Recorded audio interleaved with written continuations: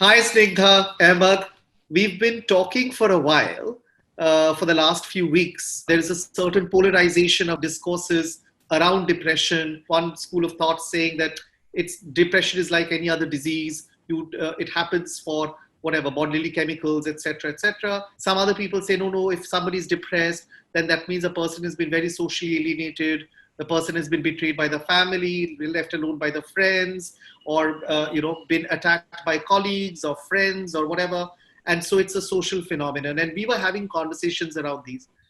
And then we said, actually, in the public discourse, there's so little conversation.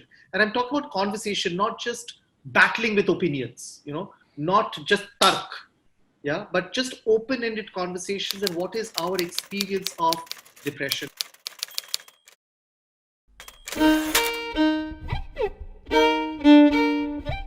Snigdha has been a therapist for more than 22 years. She's a practicing therapist, so she's seen clients. She works with, as an executive lead coach, and works with managers and leaders.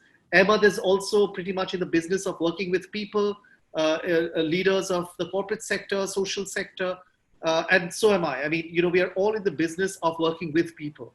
And I've been a survivor of depression for the longest time, from my early adolescence, almost till about 15, 20 years. Ahmed was talking about his personal experiences with depression.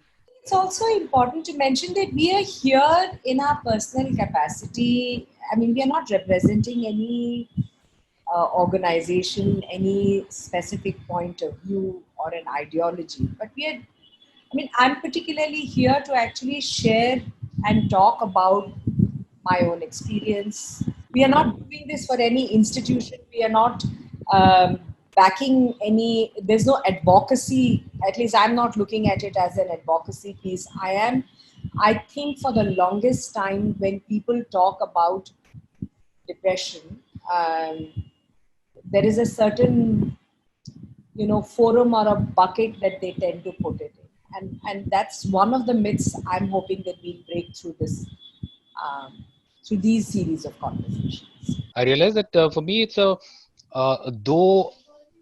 this whole Sushant Singh's case is a kind of a trigger, inflection point, and so on in society, and it has so many sort of suddenly kind of everybody seems to be interested in talking about depression or mental health, and there's so much of kind of.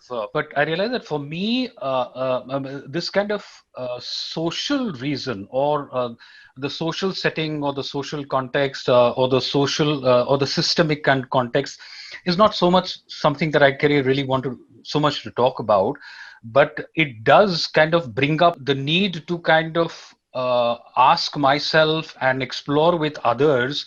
I mean, what depression? What is depression, and how do we understand it? And sort of, are we kind of, swallowing simply whatever is kind of handed down to us by the media? As someone who's kind of struggled with depression himself, I've not found many of these kinds of tropes and constructs and concepts that are being floating around terribly helpful. That's where I'm coming from. The need to kind of explore this with others is also to kind of make my own statements, put my own statements out there, put my own convictions out there, my own perspective. So there's a bit of kind of assertion there also, saying that this is what I've experienced.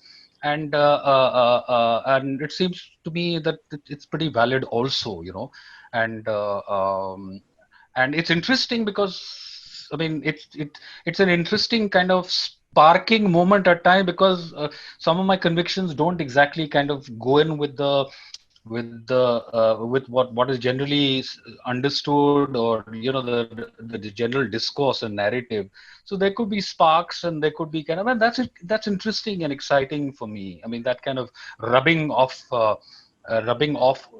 each other, playing off each other, a bit of heat, a bit of kind of spark, a bit of excitement. I like the fact that you talk about heat and spark, and then you say, I don't want it to be adversarial. But It's only the context of passion, I think.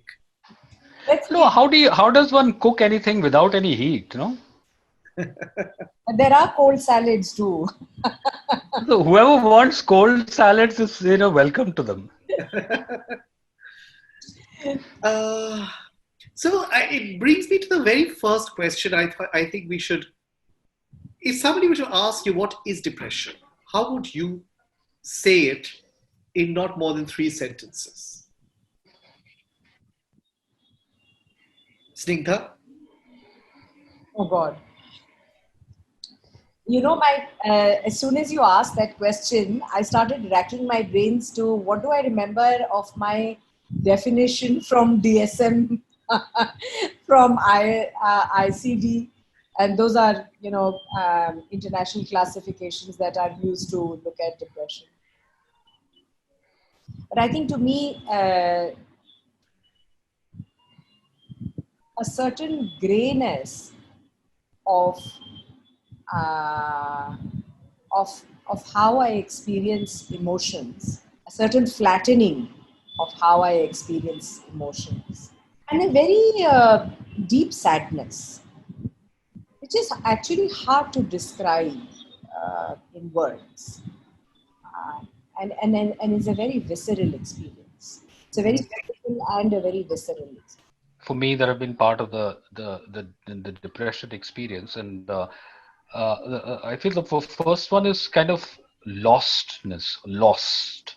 Okay, kind of anchors getting lost, or um, a perspective that I had, that I held, that helped me make sense of myself and the world around is lost. Okay, and along with that, there is a kind of a loss of coherence of things. Okay, I think everything appears, even I appear to experience myself as scattered. Okay, that sense of coherence is lost, and scattering happens. Uh, Along with that, there is a law. So I think lost is one, loss is another. A loss of kind of self-efficacy. Okay, I feel adrift. I feel adrift, and I have a palpable feeling of kind of having lost some kind of sense of self-agency, self-efficacy. So loss is another theme, and there is drift. Sometimes that there is an experience of kind of having fallen. Okay, of fall, and coming to grief, um, falling and coming to grief, and um, all this is kind of and coming to a place of kind of grief and emptiness. So whatever sort of meaningfulness I had, whatever anchors that I had, there is emptiness and sadness there. Sadness at the loss, yeah. And along with that, there could be sort of the guilt and shame that comes from sort of a feeling small at having kind of lost this due and not really knowing why. There is a sense of don't quite see immediately or know why this has happened. Um, yeah, for me, some of this conveys not knowing why. Yeah. Yeah, I resonate with so much of what you guys said. I think if I had to think of the three most strongest emotions that I have experienced during depression, one was a certain um, relentlessness. You know, I for the longest time I think I just would trudge along, not knowing what is it that I was trudging along for. You know, so I think for the longest time I would, if I would wake up, right, and I would think that today, what is it the one thing that I must do? And it could be something as a thing in terms of that I have to go and meet so and so, no purpose, but there was a constant trudging along for a sense of movement and feeling tired about it, but not being able to stop. Yeah. The second feeling I remember very strongly is that of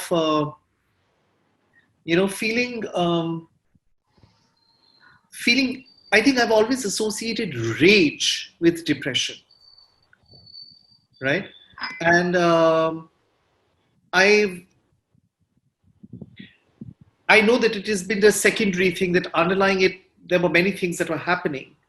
But living in a constant state of rage, right? And that would manifest and express in different ways. So, for example, constantly being critical of wherever I am, with whoever I am, of people around me all the time. The world is not what it ought to be. Other people are not what they ought to be. So, a constant sense of vigilance, a constant hyper vigilance, and looking for a reason, you know, to lash out, right? And that's why, um, and nobody would ever. I have never heard people. If I've been sad and I've been crying or whatever, then I've had somebody say, "Arey, why are you so depressed? Why are you so sad, etc."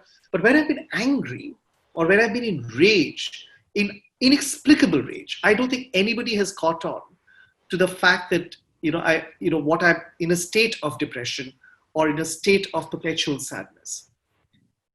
And the third emotion that I strongly experience is it's not really an emotion, but an experience of disconnect.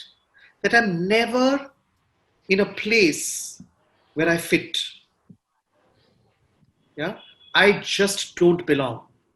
I just don't feel safe. I don't feel anybody understands me. I can't make sense of what is happening around. And from there being certain anxiety constantly getting generated that I can't see what lies ahead. So, many words that of the ones that you talked about, drifting, for example, the whole trudging along, I can so understand that. Uh, I can so relate to that. And so for me, depression has really been a very long journey. And today, when I look back now, for me, it is an experience of sinking. The only thing I also think that worked for me was I didn't drown, because at all points of time there was a certain anchorage I found, either in relationships or in a particular situation that I was in. And I have no explanation in terms of how that happened. But I do differentiate between a sense of sinking that doesn't make me feel afraid anymore, right? As opposed to drowning, right? And that's my understanding of depression, why the same experience can actually impact different people very differently.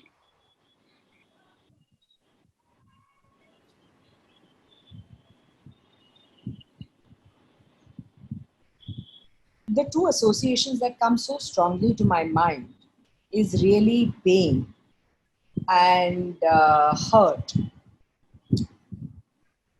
Because even when you look at the expression of depression, and depression is earlier there used to be a very classical way of looking at depression, which is a sad mood, low energy, a sense of hopelessness, a sense of emptiness. So melancholy was recognized as being the classical piece around depression. But I think over the years, one of the things that you also started recognizing is that depression actually manifests itself in a spectrum. So even the aggression, the anger that one spews out onto others and unto oneself also, that rage is also a part of depression. Underlying that rage is also the sadness. Some kind of hurt has happened to my kind of world view, or my sort of, I never sort of thought this would happen to me. Maybe perhaps betrayal or things like that, but something that is quite sort of uh, uh, uh, sh- shall I say, shattering to my self-esteem or self-concept. As I'm saying it, I'm trying to sort of reflect, and a kind of a loss is how I experience it, of some sort of anchor that I had, and that sends me kind of off this uh, off into a kind of in some other currents, sends me kind of dislodges me, sends me off in this other meaning other currents that are there of meaninglessness and so on, and then obviously, I mean, in fact, meaninglessness, helplessness, and anger and rage are bound to come up, because I'm no longer the master of my seemingly the master of my destiny anymore. And the anger then fills in, the anger goes out here, there, everywhere, and that causes even more sort of, I mean, it causes shame, and it causes more helplessness, and kind of seems to be there still, which goes down and down into, something like that. Okay, one of the questions can be, why do we need to talk about depression publicly? For example, there is one movement that's picked up, or sometimes even heralded by celebrities, which says that we need to be more aware of depression. That depression can happen to anybody, um, and if it does happen, there's no reason to feel scared. It is a disease. It's an illness. You go to a doctor. You seek help, and you can get better, right? Um, and that's one sort of reason, as it were, to be talking about depression, to build people's awareness and remove the stigma.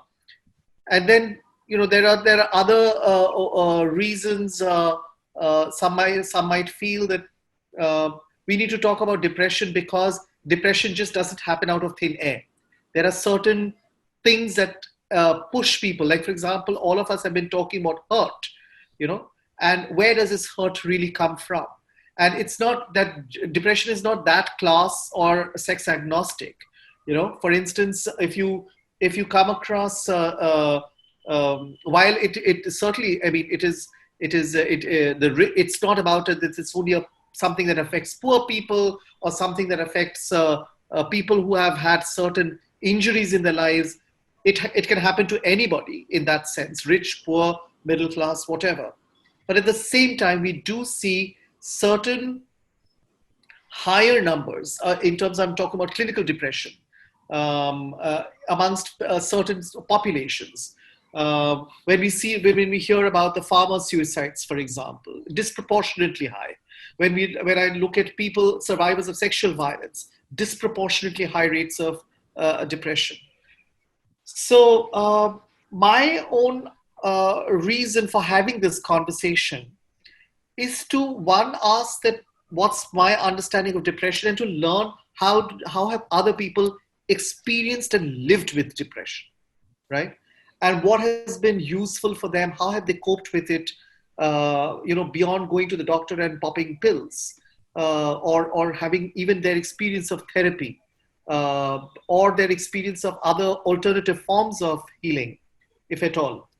What has been the nature of resilience like? That's one part of the conversation I would like. The other thing I was also I have a need for is to really create an intimate space about journeying. And as I talk with both of you guys, I realize I have never ever talked about my depression at length to anybody. Yeah. Neither have I heard anybody else really speak about their own experience of depression. And some might say, what's the point? And in fact, socially, one might even say that, why do you want to talk about sad things? Why do it's so depressing? But I don't think so. I think I am certainly at a stage in my life today that I would really like to listen to other people's journey of depression, and probably narrate my own, because I don't think I've ever heard traverse my journey of depression. Whatever method of healing or treatment that you may look at, it's a condition that goes unnoticed very often by even the loved ones who live with you day in and day. Can I really seek help for this? Or is it my burden to bear and find a way out for myself? Um, I think that's one part of it, that we don't, all of us or any of us who have experienced that or will experience that or are experiencing that in our lives, um, really don't have to feel that we have to do this trudging along by ourselves. You don't have to figure it all out by yourself. I think that's one of my reasons for why I want to talk about it. I also think there are zillion myths people have, what should be and what should not be done with it, what ought to be done and what ought not to be done. I've heard vociferous arguments for a medical treatment, and I've heard vociferous arguments against medical treatment. Alternate healing being scoffed at, and alternate healing being seen as the only way of. So I think it's time for us to do a little demystification, talk about it as a lived experience and when we talk about our lived experience and both in terms of how we've gone through it ourselves and also how we've probably seen others go through. And one of the reasons we decided to call this series as a not so depressing was not just to bring, Conversations. yes, not so depressing conversations, was not to just bring a certain lightness to it and say, dil bhi mat lo yaar, kind of a thing, but also to say that it happens to all of us at one point of time in our lives or the other. We may not label it depression, but I would find it extremely hard to believe if someone came up and said, I have never felt depressed in my life. I have really, really considered depression to also have brought me many, many gifts. I think my experience of sinking without drowning was a life altering experience that kind of has shaped me into the person who I am. Many of the good things that I like about myself today and where I'm at peace, where I'm centered, where I find faith today, I have a feeling it is because of my experience of having lived with depression, engaged with it. You know, I don't know if you've ever seen it as in as a gift in life as well. Yeah. Yeah, sure. One of the metaphors that sometimes use is depression as this sort of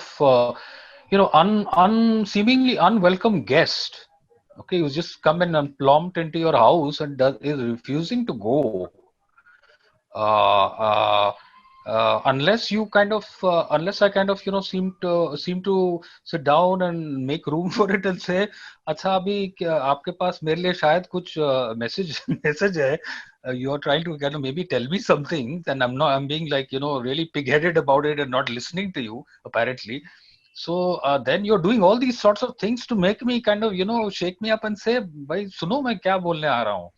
So, so for me, yeah, I mean, it has very much that kind of so it has that kind of a feel. Sometimes it's like feels like a cybernetic kind of, feedback, the cybernetic principle where there's a feedback to the system.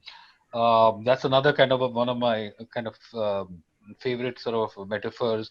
So I see depression as a phenomena and not as a fixed thing. Had I in my journey and in my struggles bought this entire disease thing, bought this entire thing, something is wrong with you, basically, boss. Your brain doesn't produce the chemicals, and your neurotransmitters are not firing process. वो एक है. It diminishes my suffering. Firstly, okay, it just diminishes what all I'm going through. Two, it doesn't evoke any hope. I mean, it's a very hopeless sort of, at least for me, And the only hope is then if I go and take medication and all that. I'm not against medication. I feel medication actually helps at times. Okay, it helps you manage it. It helps you kind of. It has a kind of a binding, containing kind of element also to it. So I'm not against medication as such. But my problem is the epistemology. Okay, the epistemology of psychiatry, which is that it is because of this, is because your brain, and it's like your brain. It's like if you were had diabetes, you would have gone and taken all that. You would have taken insulin anyway. All those. I mean, those for me are very diminishing ways of talking about the psyche. Okay, and had I believed half of that stuff, I would likely have sort of been on medication and been basically withered away. I feel so for me it's a matter of these conversations are a matter of evoking hope also, wherever possible. Um, and I also find this huge gap between my lived experience of depression and what is generally sort of, which I hear all the time. Maybe I should stop hearing. Maybe I should switch off the television set. Maybe I should stop hearing all that. Then my need to talk will perhaps go down and I'll just go and do other things. But so yeah, there's a huge gap between that. And also somewhere some part of me says, no, that this is a misconception. This is a myth. Though it may be my experience and my limited experience, some voice in me says, ये तो यार ये ऐसा तो नहीं है यार. This is a myth, boss, that you guys are kind of perpetuating. So I want to talk about that also. I think both of you have talked about quite strongly about this need for myth busting, which seems to serve some agenda. In some ways, there's a lot more knowing and telling than exploring and discovering. Roop, why do you tell us about your reasons of why you want to do these conversations? I have a strange excitement around listening to other people's journeys about depression. I don't think I've ever really heard, depression is almost like I'm telling my life story and then I'm just, somebody is describing their, whether it's a client or a friend or whatever, is as a sort of a byproduct, almost in a little hushed tones, right? But I think what I would like to do is to take it head on and listen to, like what Ahmed is saying, the uninvited, the guests that may have been uninvited, the what's that called? There's a word for it. Somebody who barges into parties. What's that called? Gatecrasher. Gatecrasher. So I think I'd like to grace the great gatecrasher and listen to the gatecrasher. Gatecrashers. Huh? I don't think of depression as well. Yeah. So for me, it's not that I said ki aao mere ghar pe aa jao, yahan pe baith jao. But so I discovered, this person has already come in. And I didn't even recognize. I didn't even know. Probably he was lurking somewhere around. I don't think I saw him or her for the longest time. So I just want to discover. And I would like you to discover yours so that I'm not in the journey alone, which I know I'm not cognitively. But maybe that listening is going to actually give a lived experience of community of gatecrashers and hosts. Very weird sort of a thing. The other thing is that, yes, I think like both of you, I have been extremely incensed by flag-bearing and agenda-carrying activists. And I'm not talking about activists only from the social sector. I mean, these days you have activists in the media, you have activists in the corporate sector, you have activists everywhere. Everybody knows, and everybody knows what everybody else should do. So, and that kind of gets my goat. So I want to do a little bit of bitching around that as well. What you guys talk very politely about myth busting. I want to confront that. Yeah. And I mean, there's so much of infantilizing also, I mean, this whole thing when everybody knows what everybody else should be doing, Yeah. you go and take medication, Baba, you go and this thing, that's the right thing to do. Don't struggle with it on your own, Baba. This is not in your this thing, and all that. I mean, I'm not saying um, that there's no truth in that. Okay, I mean, but this whole kind of now everybody knows, यार, कि भाई depression बोले तो doctor के पास जाने का, Yeah. Depression बोले तो तुमको डिजीज है, डिप्रेशन बोले तो ये डिसऑर्डर है बाबा. ओके. एंड अभी तो डिसऑर्डर डिजीज के बगैर बात ही नहीं होती in the main stream discourse. हाँ, तो And I don't know whether, and as I'm speaking, there might be an immediate agenda as well. I mean, I have parents who are in the 70s now, and my father has been really on a very different life trajectory. He was a performer, he was a musician, he was a very active person, and then over the last 6 years, his life has slowed down, and he's grappling to discover this stage of life. And a lot of it is nostalgic, a lot of it is living in the past. And in my conversations with him, I struggled saying that, Acha, so tell me what happened today. And he said, what happened today? I wake up, I ate, I watched some television, and then I went back to sleep. And so the other day he had come to visit me, and he was talking, and I told myself, I'm not going to interrupt, I'm just going to listen to what he has to say.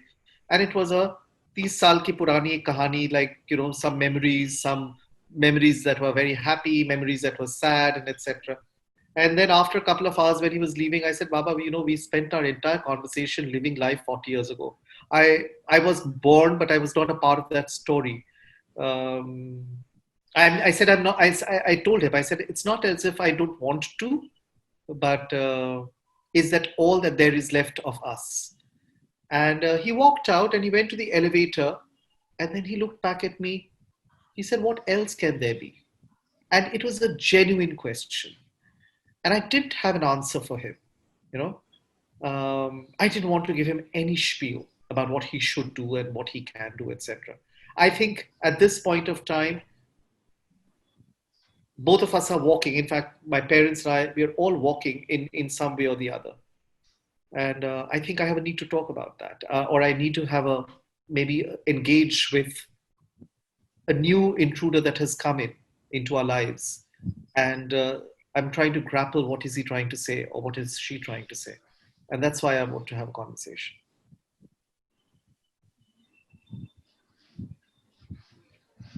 I think somewhere the next time when we have, I know we are at the end of the hour, but maybe the next time when we are having a conversation, even this whole,